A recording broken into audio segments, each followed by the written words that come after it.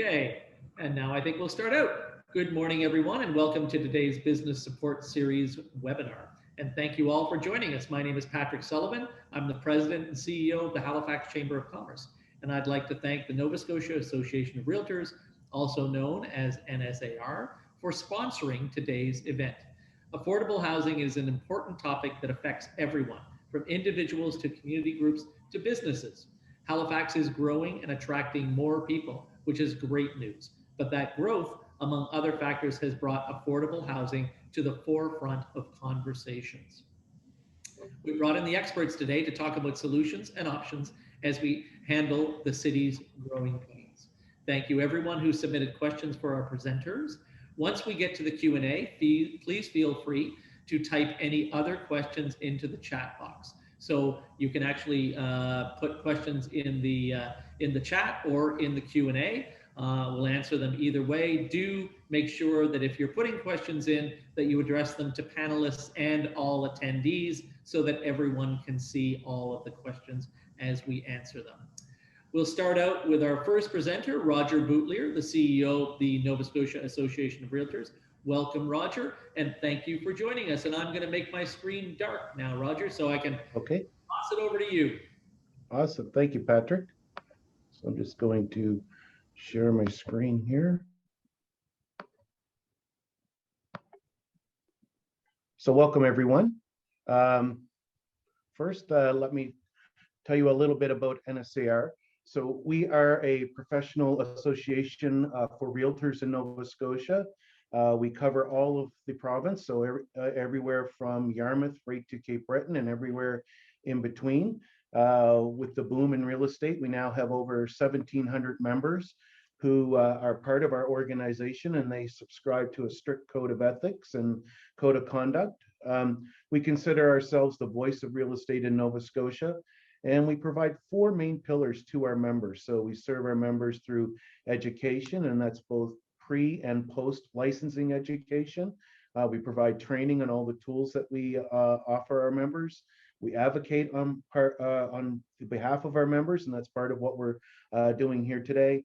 And we also are the administrators of the MLS system, or the multiple listing services system across the province. And we also have, through a contract with the Nova Scotia Real Estate Commission, who's the regulator for the province of Nova Scotia, provide all licensing courses throughout the province. So a little bit about ourselves. I'm Roger Boutilier, the CEO of NSAR. I've been with NSAR now for 17 years this October, 11 of which have been CEO. My background is in finance and marketing. And Suzanne, I'll let you introduce yourself. Good morning, everyone. I'm Suzanne Gravelle. I am a realtor. I'm also managing associate broker for Century 21 Trident. I have served on many committees throughout my time. I'm currently chair of the Provincial Municipal Affairs Committee, short PMAC. I am also on the very active federal committee called PAC. It's the Political Action Committee.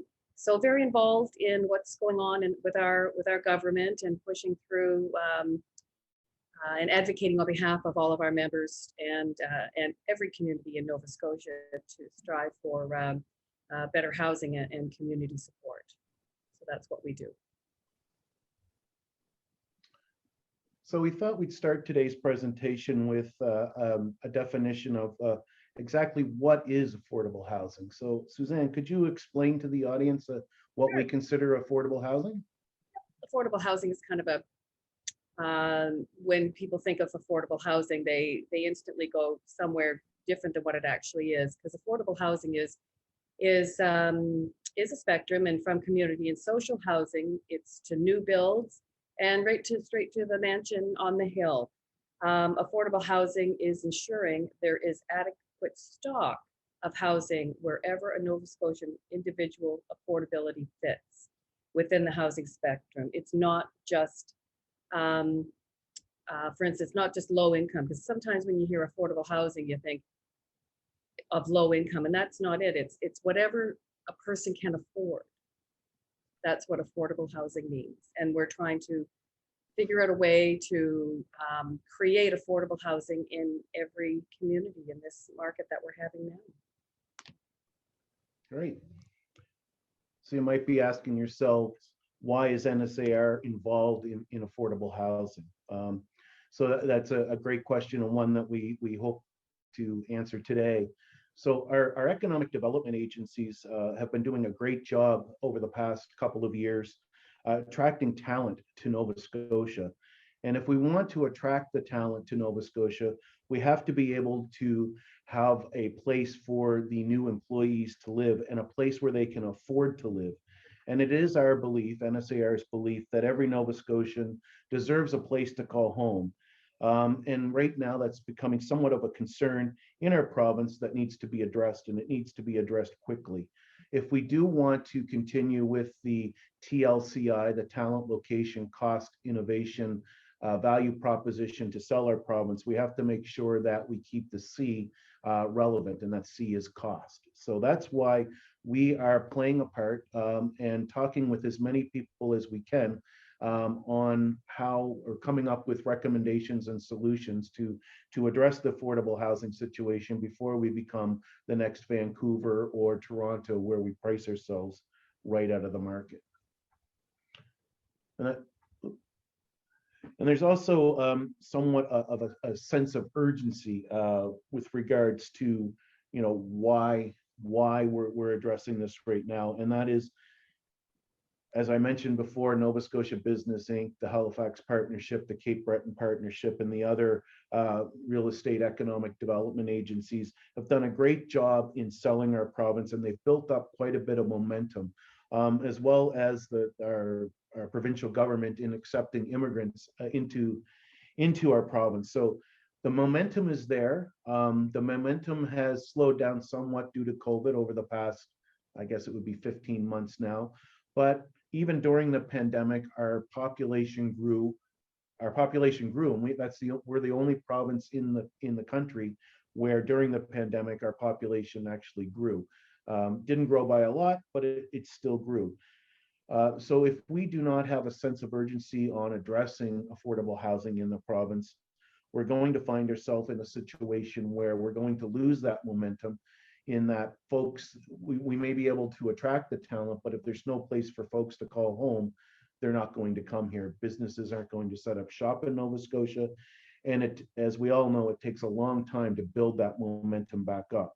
So we need to address affordable housing. I think it can be addressed. And you know, we have to continue to tout our quality of living and our TLCI value proposition. So just a little bit about our market. Suzanne, did you want to explain exactly what the housing market is up to these days? Well, our housing market is unpredictable at this time. We have never seen anything quite like it. We're all scrambling to figure out, and not just realtors, but every aspect of purchasing and selling a home. Everybody that's involved, from bankers and lawyers to tradespeople, home sellers, home buyers. We're all trying to figure out what's happening in our market right now, because as you can see right now, the slide that Roger has up there right now, we are up 159.5% across Nova Scotia, homes sold just in April of this year, and with new listings. So we are still trying to find our way and working within this market. And you can see, if you're looking at the map of Nova Scotia right now, if you look at, kind of like Cape Breton to Yarmouth being the bookends and everywhere in between, but Cape Breton and Yarmouth having the highest growth percentage in our province. It's quite amazing.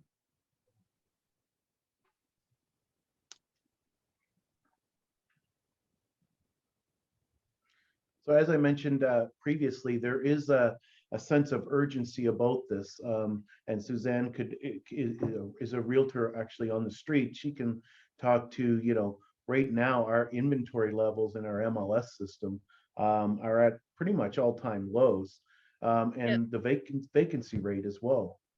Yeah, and what that means is that if the 1.6 months of inventory at the end of April, what that means is that if no other listing came on the market, it would only take that long for all the housing that's available to be gone. Where normally we have 6-9 months, a year's worth of stock and inventory, and people are able to, take their time and go and find the house they want and negotiate a reasonable price for that house. Well, those days are gone, because right now it's about sellers trying to find a place to go. They don't have anywhere to go. So that's why our inventory for selling and listings is driving this market. We need more inventory on our market, at this time. And then the vacancy rate, we have a very low vacancy rate as well. So we're trying to figure out how to fix this, how to incorporate new places to live, new listings, and having a place for people to go. So we're looking for solutions. Right. So part of why we're involved in this is that the provincial government struck a affordable housing commission to address this issue back in November. NSAR submitted a proposal to them that contained 15 recommendations. We're not going to sit here and go through all 15 of our recommendations today. However, we wanted to highlight 5 of our recommendations that were contained in our proposal. And I think one of in talking to various stakeholders, our recommendations are not pie in the sky, altruistic recommendations. What we have proposed in our minds are very doable recommendations. The biggest challenge that we're going to face is changing the mindset of Nova Scotians and also the bureaucrats and the citizens in our province, and get them to get out of the rut of thinking this is the way we've always done it. The world is changing and people have to change the way they think as well. So without any further elaboration on that, we're going to start with the first of our 5 that we're going to highlight today, and that is collaboration. Suzanne, over to you. Well, collaboration is just that. We're encouraging the public and the private sector to work together to create innovative solutions and build better communities in Nova Scotia. In turn, the provincial government must work with municipalities to ensure roadblocks are removed and that they share the responsibility for housing. Inclusionary zoning would be an example.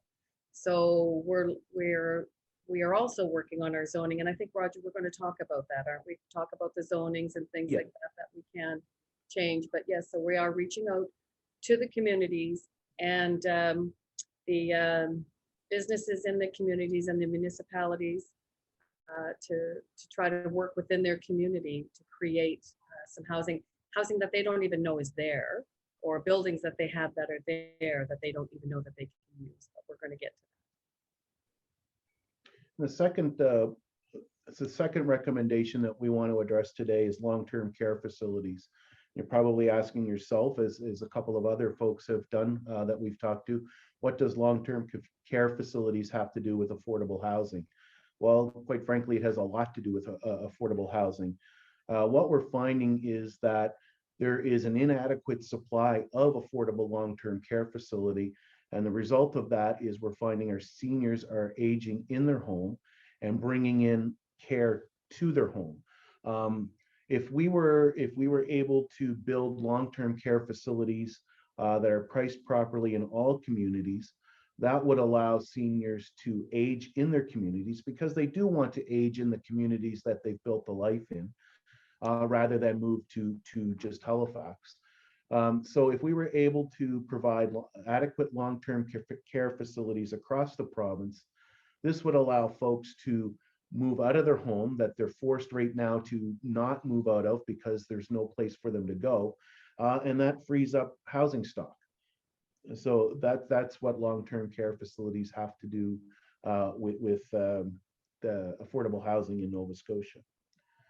The next item, or the next recommendation we have, is ensuring that we have adequate labor to build housing stock. So we recommend increasing skilled labor, heavy equipment operators, and Red Seal training programs make them available throughout the province. And we did have a discussion with the Nova Scotia Community College and found out that actually there's 20 odd high schools that have actually put trades back into the curriculum, which we were really happy to hear about, because that's where the future trades workers come from. And in most cases, there is a waiting list to get into those programs. So if nothing else, we want to ensure that the developers and the home builders in the province are aware that these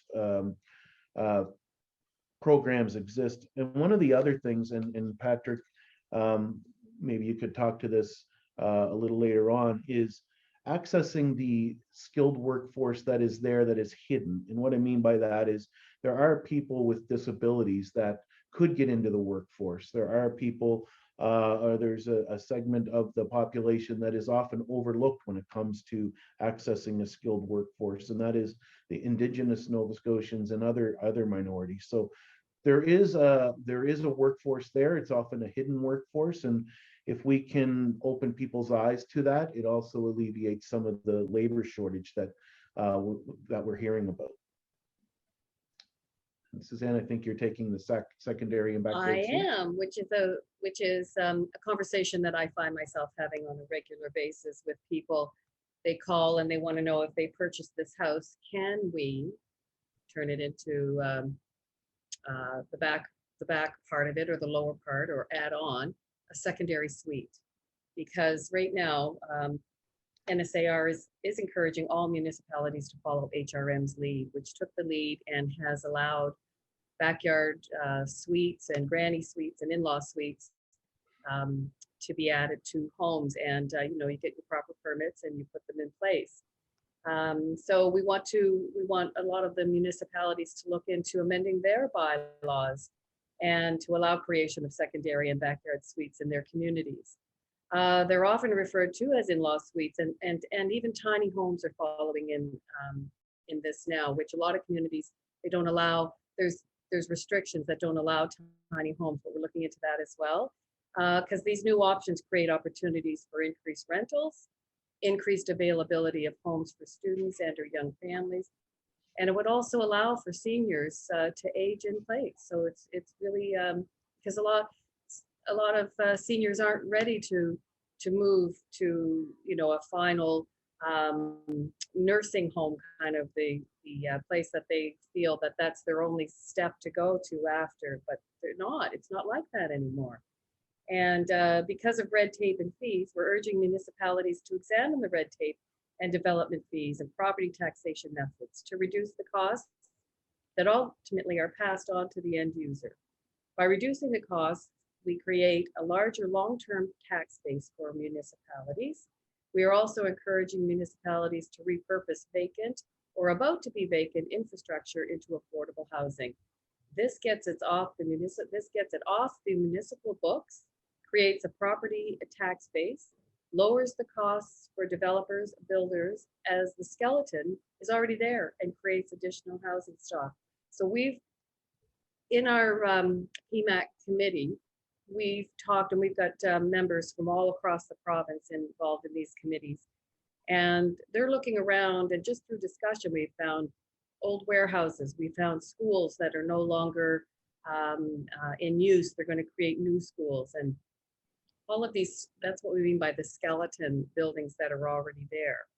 So these are the things that we're going to be reaching out to the municipalities to see what's in their inventory. How can we repurpose? How can we use land that's just sitting there? What can we build on it to keep people in the communities, to bring people into communities? So that's what we're looking for. One level living, those sorts of things that we don't have enough of. Exactly. And in one of our conversations, I'm part of the Halifax Partnership work group that's putting together a proposal for the city to incorporate their 5-year plan. In talking with some of the developers that are on that work group, the red tape and fees amount to approximately 40% of their costs for a new development. So when you think about that, almost half of their costs in most cases is in red tape and fees. So if that can be reduced, it definitely will decrease the cost to the end user at the end of the day.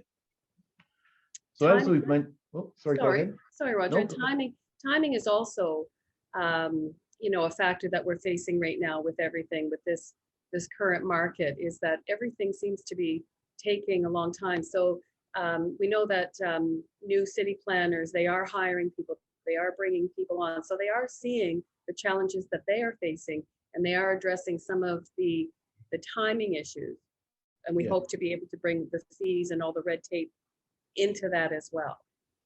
It's interesting. I had a conversation with a mortgage broker last week or 2 weeks ago, I guess it was now. I won't name the bank that he's with, but he was saying that, you know, it's not just everything, as you had alluded to earlier, Suzanne, in the industry is crazy right now. He said typically at this time of year, they would process about 1,800 mortgage applications a day.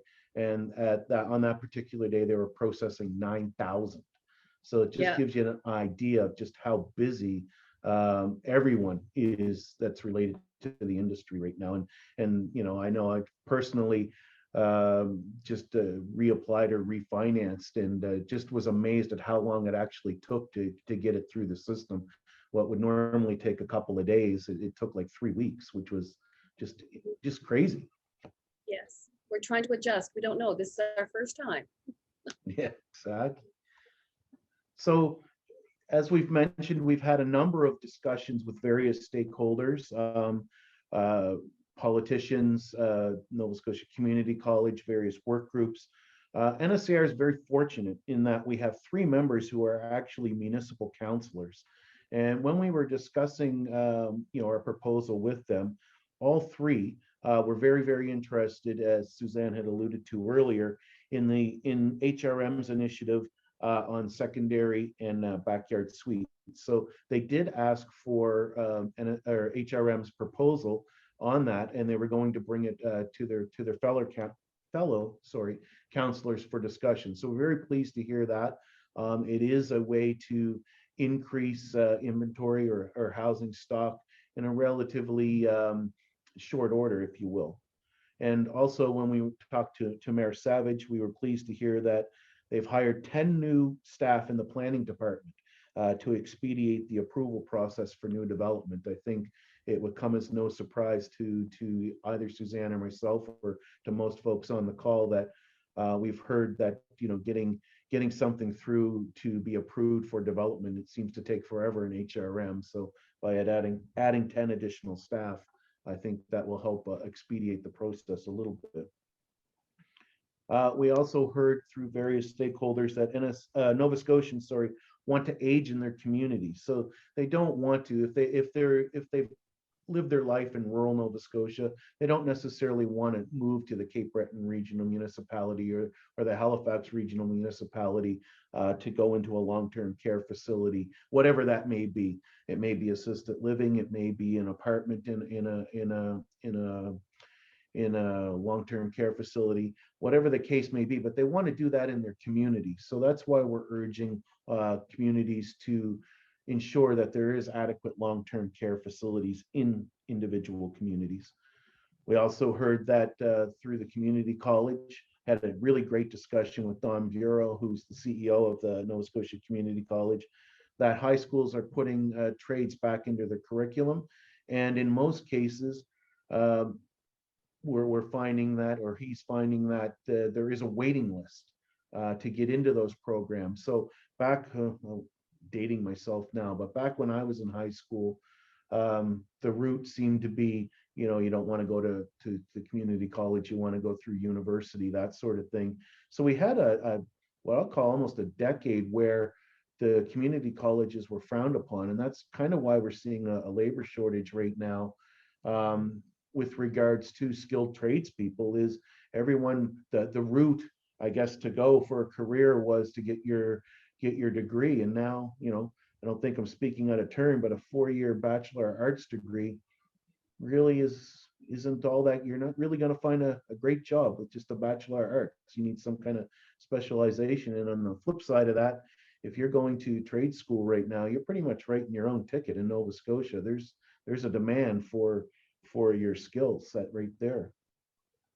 And the last thing we discovered, I guess, would be there is one municipality, the Cumberland County, is actually repurposing old schools. So when there's a new school built, obviously the old school is phased out. They're using that infrastructure and turning it into affordable housing.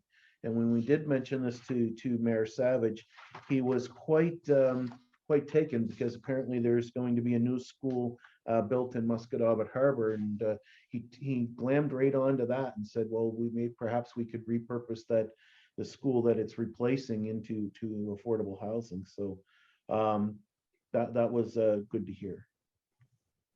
So some of our takeaways so far from our conversations and what we've been hearing from folks we've been talking to. Suzanne, I think you got the first couple. Yeah. So some of the things that we lobby for are, and this new tiny home, tiny homes is becoming part of our language, and everybody seems to know what that is now. And tiny homes, they don't fit into conventional financing, just like mobile homes don't, or modular homes, because they're on wheels. So what we're lobbying for is for those to become a part of traditional financing. So in this market, what us as realtors, what we're finding is that a lot of first-time home buyers are unable to purchase a home. They just don't have the financing that if you're moving into your second or third home, you have equity and you take that out and you're able to move up. So a lot of people are being unable to afford. So what they're doing is that they're maybe buying a piece of land, and then during that process, they're finding out that where that land is, they're unable to put a mobile home or a tiny home on that because of restrictive covenants, or they're unable to have them financed because it's a tiny home. So therefore they can't, the land doesn't get bought and they don't get a home. So we're trying to get the finance communities to look at these as more conventional homes, and that's part of it. And again, back to the restrictive covenants, a lot of restrictive covenants, we understand them. They're there to protect the integrity of the community. We like them, we want to keep them. We just need them to be altered, and we need them to be modified or updated, I guess, because a lot of them are pretty old. If we have a community that's been there for 20, 30 years, then those restrictive covenants that are still in place, some of them may not apply anymore. So we would like to see some of the easing of the restrictive covenants or updating, excuse me, to allow the tiny homes and the modular homes to be brought into the communities, or new communities that are being created to allow for these to be brought in. So that's what we're working on, is that financing for them, updating of restrictive covenants, and communities that allow these style of homes to be brought in. We're also going to look into lobbying for more classes to be added to those high schools that currently have trades in their curriculum. As I mentioned, in most of the schools that have that, there are a waiting list to get into these programs. The students have to apply to get into the programs, and they're obviously capped at a set number, and then there's a waiting list. So if there's that much interest in the high schools for students to get into the trade curriculum, we're going to see if we can't get an additional class added into the schools that already have it.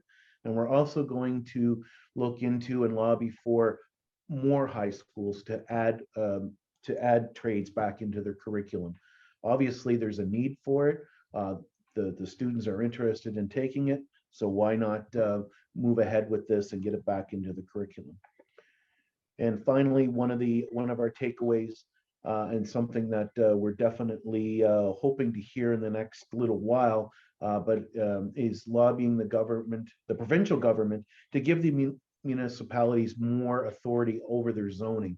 And one example of that would be inclusionary zoning. So right now, the province would have to approve that, and we're hoping to hear something from Premier Rankin over the next couple of weeks on actually approving inclusionary zoning. And when I did meet with them very, very briefly at the Chamber's talk or luncheon, I guess it would have been about a month ago. He had asked our opinion on inclusionary zoning, and we said we were all for it. And he said to stay tuned, there will be an announcement coming. Well, that was, I guess, approximately about a month ago. So we're hoping to hear something positive on that soon. Yeah, because like we mentioned earlier, that this is all new, and as it's coming forward, and as it's coming forward, and as we are finding out as realtors, as we're finding out and moving out into the communities and finding land and checking into zonings, and we're going, well, this is a perfect piece of land for that. Maybe we can check into the zoning and have the zoning restructured or altered to allow the new builds or the tiny homes and those sorts of things to be included in this community. Exactly, because there's a lot of good work going on right now. The Lake City woodworkers, for example, are building tiny homes, and that's another example of I guess, hidden workforce, if you will. There are folks there that have disabilities, but they're building tiny homes and raffling them off. I mean, what a great initiative. So, you know, and those tiny homes, I mean, geez, some of them are nicer than my home, for God's sake. So they're pretty cool, actually. They are very cool. They are indeed. Yeah. Yep.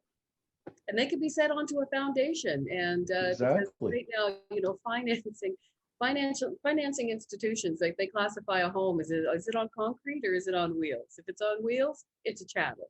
If it's on concrete, it's a house. You know, Yeah. so. Well, I've seen houses rolling down the highway, so that's. Yeah. That's right. We have. Yes. Yep. So our next topic of discussion is the federal budget, and you're probably asking yourself, what the heck does that have to do with affordable housing initiatives and whatnot? So one of the roles that NSAR, as I mentioned, we're a provincial organization and not-for-profit. One of the roles that we are taking with regards to affordable housing, because it has become sort of one of our pet projects for this year and something that definitely needs to be addressed, is we can become a conduit of information and a facilitator of stakeholders to ensure everyone has access to the programs and information of what is being done with regards to affordable housing. So here are some of the highlights that some folks might not be aware of with regards to affordable housing and housing in general that were in the latest federal budget. So in the federal budget, there was $300 million to convert unused downtown office space into housing. That program is available across the country. There's a total of $4 billion, that's B with a B, $4 billion for long-term care. $1 billion was announced in 2019 and $3 billion was in the 2020 budget that was recently approved. So there's $4 billion there to address long-term care facilities.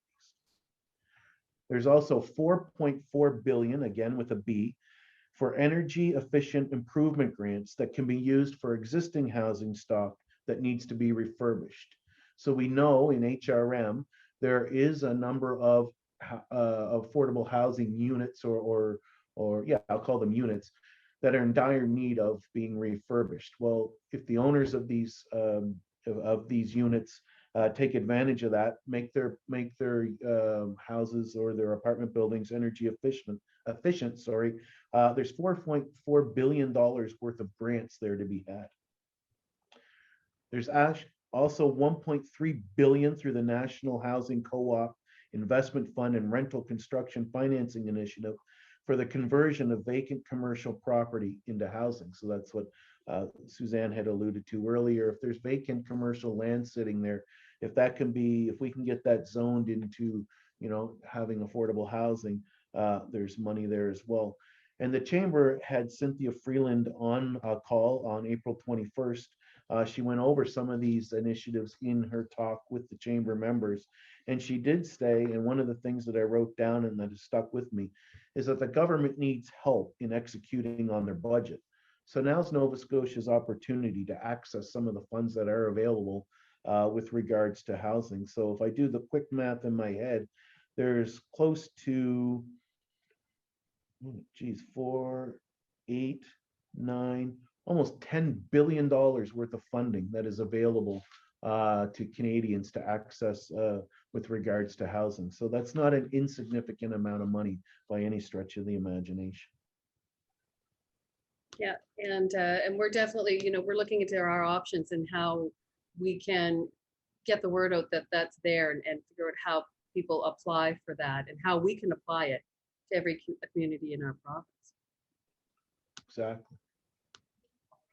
So just in wrapping up, we mentioned that there's an urgent need to work together to ensure every Nova Scotian has a place to call home.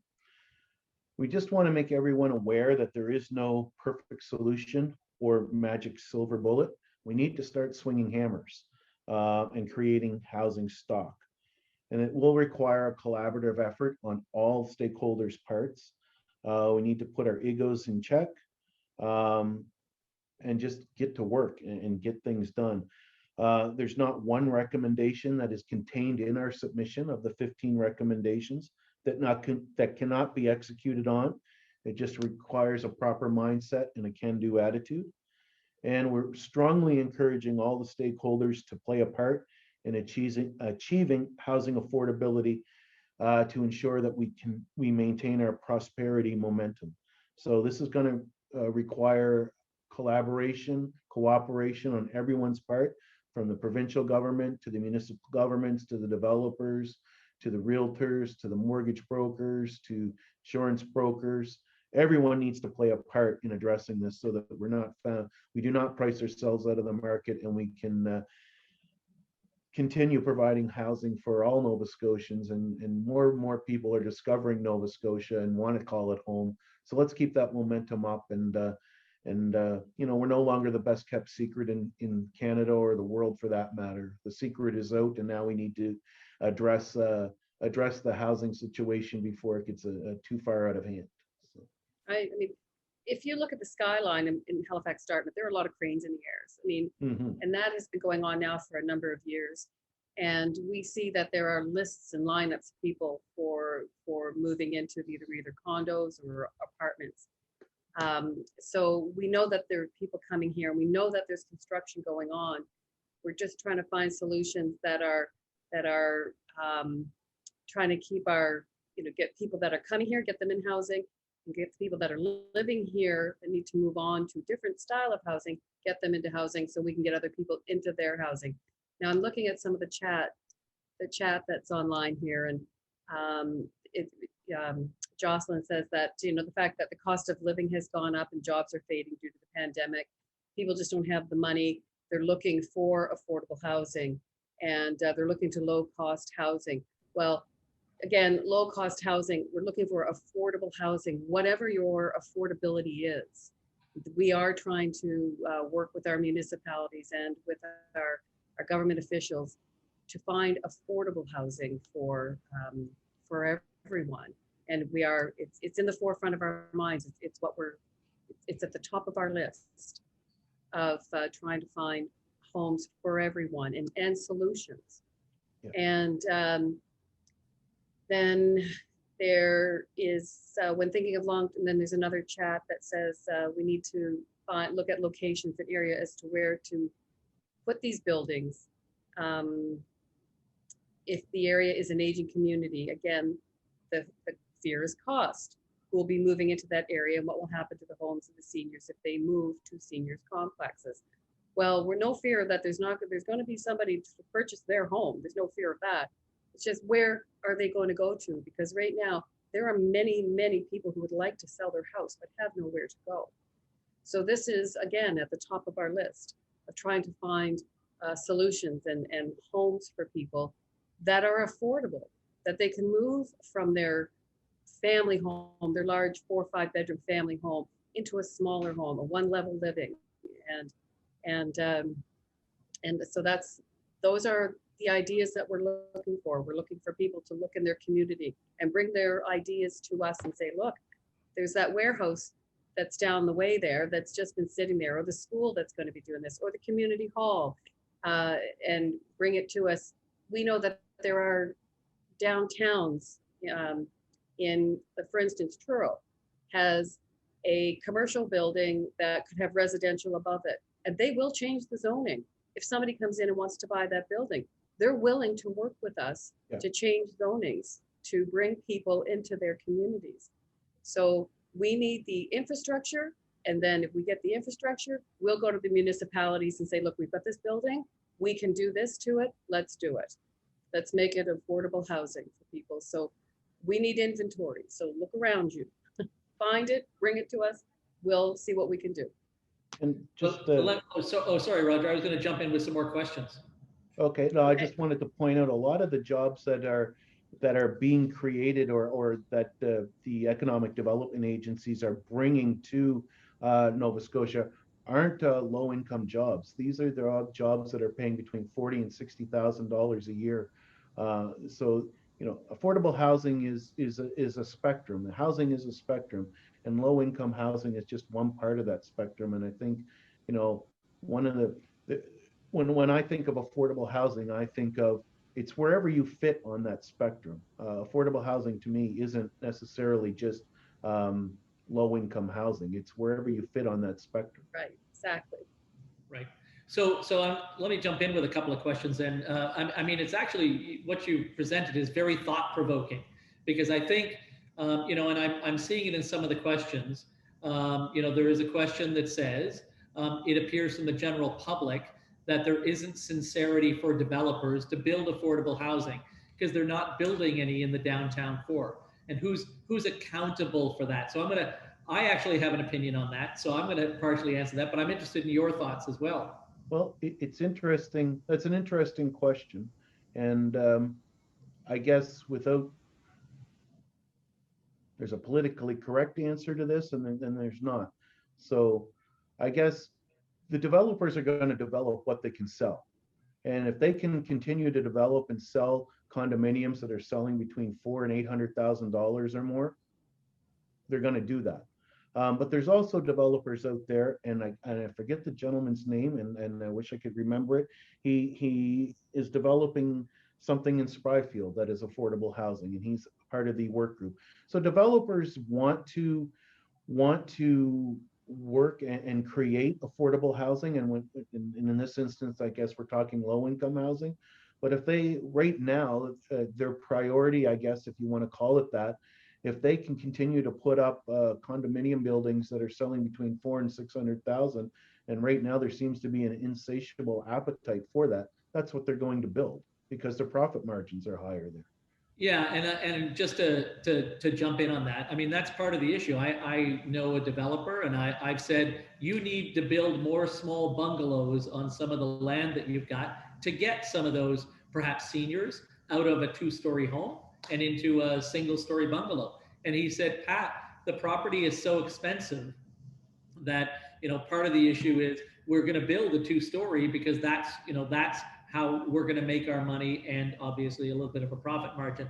But I think what you brought up is it's more complex than just developers. Absolutely. Right?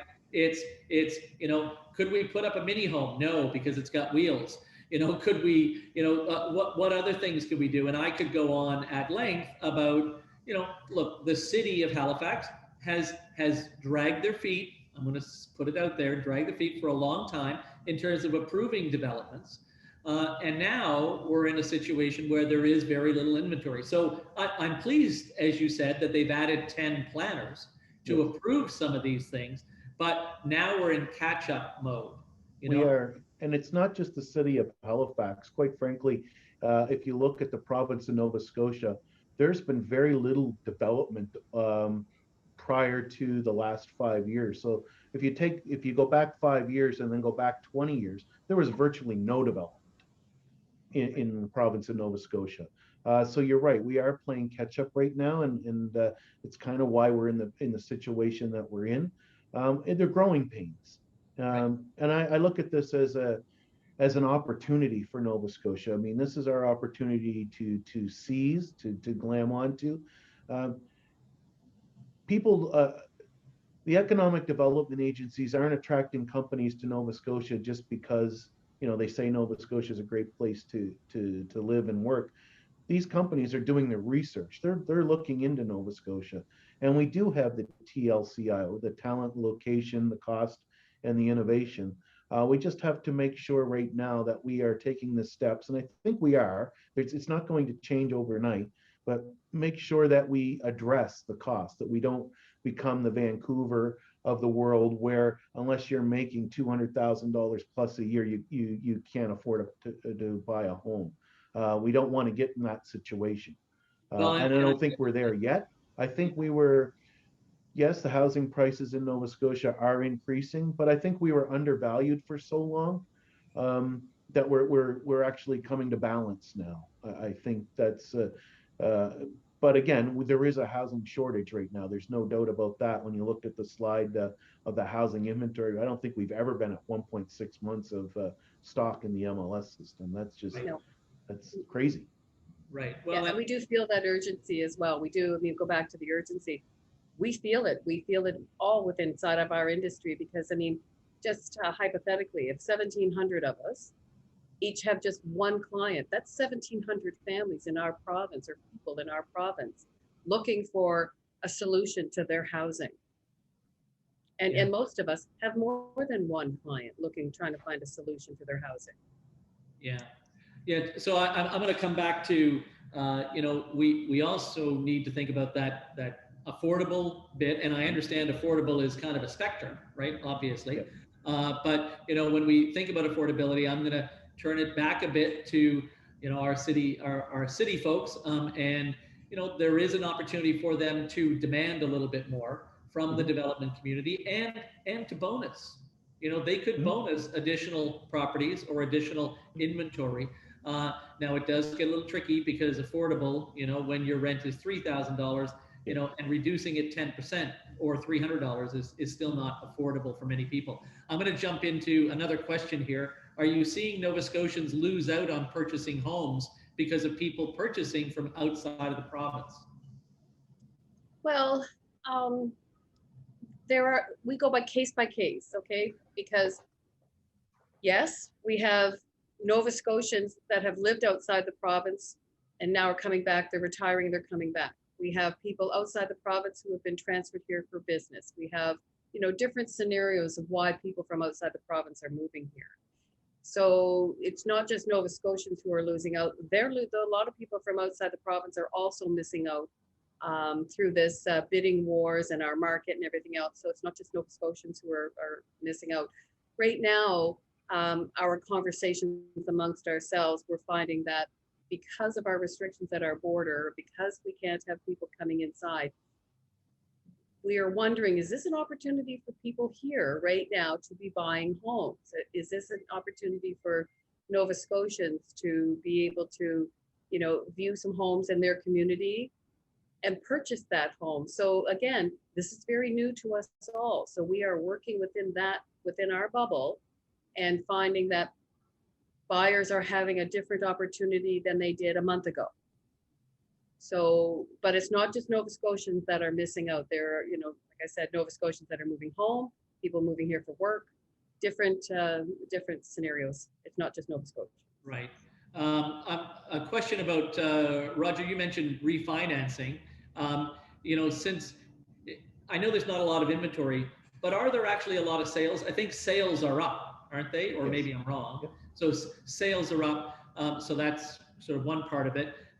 But are a lot of people refinancing right now? I mean, interest rates are very low compared to their historical numbers. Well, I can't answer that with statistics. I know in talking to 2 or 3 mortgage brokers that yes, refis are up. I mean, money is essentially free right now. I mean, I realize, you know, there is an interest involved, but, you know, under 2% is free money. And I know right now it's floating between 2 and 3%. That's unheard of. I can remember the days of 18% on your mortgage or, you know, 12%. And I know when I got my first mortgage, I got it under 10% and thought I had robbed the bank. I was so excited. So money's free right now. So yes, there are a lot of refis, and, you know, you try going to a hardware store now and getting lumber. A lot of people are doing home renovations. So they're refinancing or taking some of the equity out of their home and adding on the in-law suite or doing upgrades to their home. So it's yes, I guess a long answer to your question. The short answer is yes, a lot of people are refinancing because of the low interest rates. Okay. Right, it'd be a smart move for a lot of people to do. Yeah. So I guess let me just come back to one of the things you just answered, though. I mean, we know there's very little inventory, but at the same time, we have actually seen more sales in the last month than we did. Well, I mean, maybe last year was a bad example, but sort of the previous year. So we are seeing more sales. So it is a bit, although there's no inventory, like there is more activity. Well, the reason there's no inventory is it's not staying on the market long enough. Right. Yeah. You list it, it's sold within 2 weeks, it's off the market, right? So the minute that something comes for sale, it's sold, and Suzanne could speak to this better than I could, but I know, like in most cases, it's gone within a couple of weeks. Yeah. Well, that was very good. That's exactly what's happening. So yes, a lot of people are capitalizing on the market, no question. So excuse me, they may have a secondary home, and they may be retiring and moving to their cottage. There's lots of reasons why the inventory has increased, but people are seeing, okay, now's the time to sell our home. So they're selling it. And is there a place on your website, Roger or Suzanne, where people can find out about the federal budget programs or your comments on the federal budget programs? There is not, but we can put that we can put that on our website, our public website. Actually, we're in the process of redoing our website, so I better not say that right now, because it's we're kind of in between public websites right now. Okay, but if you have a link, you could probably give it to us. I think we are able to reach out to everybody who signed up. We can do that. Is it a good time to become a realtor? It would appear to be. We are at record levels with regards to students coming through our licensing program. Last year, we had 440 students come through our program. That was an all-time record, and we're on pace this year to break that record. So it seems real estate is sexy in Nova Scotia right now, and everyone wants to be a realtor. So can I answer that as a realtor? Go nuts. I think it's probably one of the most fantastic careers that a person could ever have. It's challenging. It's in a really good way. It challenges your mind. Every single scenario is different. You meet so many interesting, fantastic people. I can't imagine doing anything. It's always a good time to become a realtor. Always.